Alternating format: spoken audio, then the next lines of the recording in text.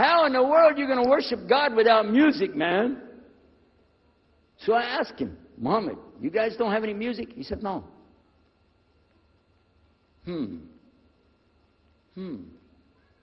Now, I'm in the piano and organ business. I said, how many mosques are there in the world? He said, millions and millions and millions of them. And I said, none of them have a piano. He said, no. Any of them have an organ? He said, no. Oh, man, I can get rich. Just introduce some music to these guys, put it in there, you know, bound to be. I said, do the Arabs have any music? He said, oh, Arabs have music. I said, boy, I got it figured out, boy. I can see my next $1 million coming right straight up at me, you know.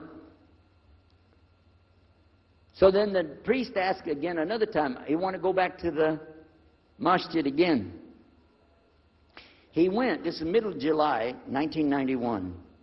He went to the masjid with him again. And by the way, this masjid, Sheikh Mohammed Jabali knows it very well, is on Medina Drive in Arlington, Texas. And that's where they were going to, because we were living in Midlothian, just south of Oak Cliff and south of Dallas. So they didn't come back. All night we're waiting. What happened? Very late they came back. And when he came in, I looked. There's Muhammad. I recognized him. Who's the guy with him, though? He's wearing a white jalabiyah, white dress like this. Has a white pillbox cap on his head. And I looked at him and I said, Pete.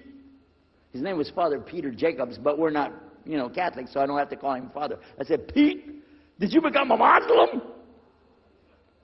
He said, Ashhadu an la ilaha illallah, Ashhadu Muhammad Rasulullah. I said, oh my God.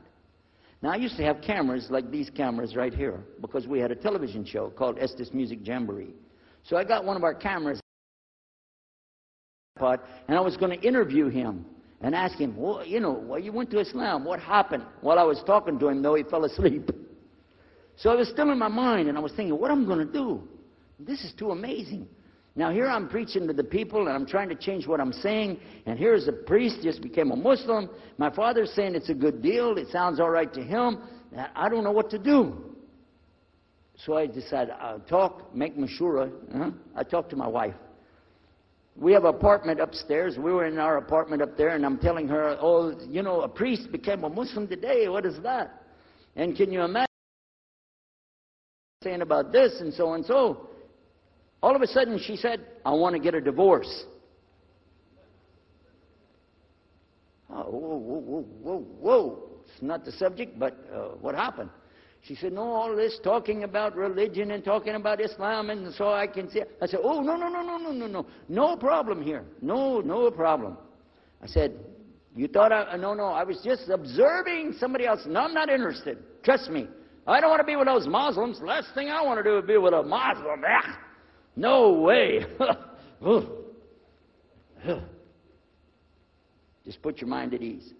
She said, I need a divorce. I said, where are we going with this again? What's the problem with that? What happened? She said, a Muslim can't be married to a Christian. I said, what? No, wait a minute. Hold on. I don't look at me. I'm telling you, I swear, I don't want to be a Muslim. Okay? Okay? And even if I did, don't you remember what he said? A Muslim man could be married to a Christian woman. It's not a problem. But I'm not saying I won't do. I'm just saying it's not a problem. She said, that is the problem. A Muslim woman can't be married to a Christian man. I want to be a Muslim, so I need a divorce.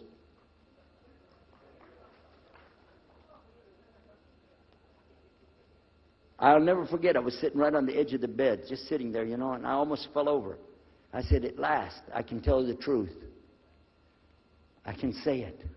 I didn't realize that she liked the idea. I was afraid. I said, okay, the good news is, I too want to be a Muslim. You know what she said? I don't believe you. I said, no, really. I was just saying that because, you know, but for sure, just so you know, I want to be a Muslim. I've been thinking about it. I want to be a Muslim. We're both going to be Muslim. Alhamdulillah, it's going to be great. Right? You know what she said? I don't believe you because you're either lying right now or you were lying 5 minutes ago when you said you didn't want to be a Muslim. And either way, I don't want to be married to a liar. So get out.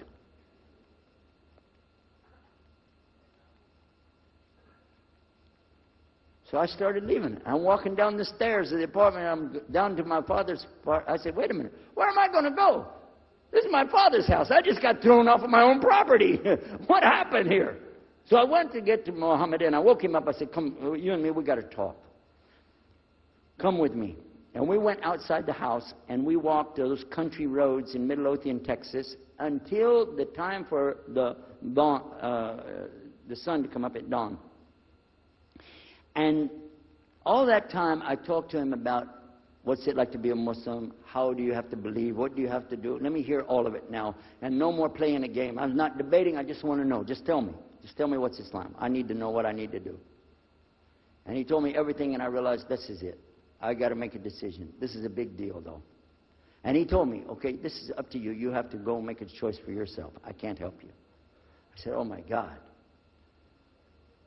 So when he was praying Fajr, I decided, I've been watching this man praying this direction with his head on the ground. It's so beautiful to see a man humble himself, put his head on the ground to the Rabbil Alameen. I said, oh, my God, let me try that.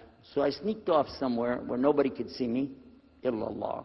And then I found a place, a board there, you know, and I bowed down on the ground, and I put my head down on the ground on that board there. And by the way, I'm pretty good at speaking, especially in prayers. I used to make so long a prayer, they wouldn't let me say the prayer at Thanksgiving because the food would be cold. Okay? So, but I put my head on the ground, and only these words came, no more words, just this. Oh God, guide me. That's it. And I was thinking, well, I got to say more than that. Nothing. Oh God, if you're there, guide me. That's it. After a while, I sat up and I looked around. There wasn't any fancy rainbow. It wasn't birds flying around. There was no big signs from above. There was no music, angels, harps, nothing like this. It was just a cloudy day in Texas. But inside, I could realize I had to make some changes. To me, that's what I need to do. There's the problem, it's inside of me. Within a few minutes, it became clear what I needed to do, and I had to develop an idea of how to pull this off. I talked to my wife, I talked to my father, I made a bath, and at 10 o'clock that morning in Midlothian, Texas, I went in front of this man named Muhammad and this new man named Yahya, who used to be the priest, and I said, Ashhadu an la ilaha illallah wa ashhadu Muhammad Rasulullah.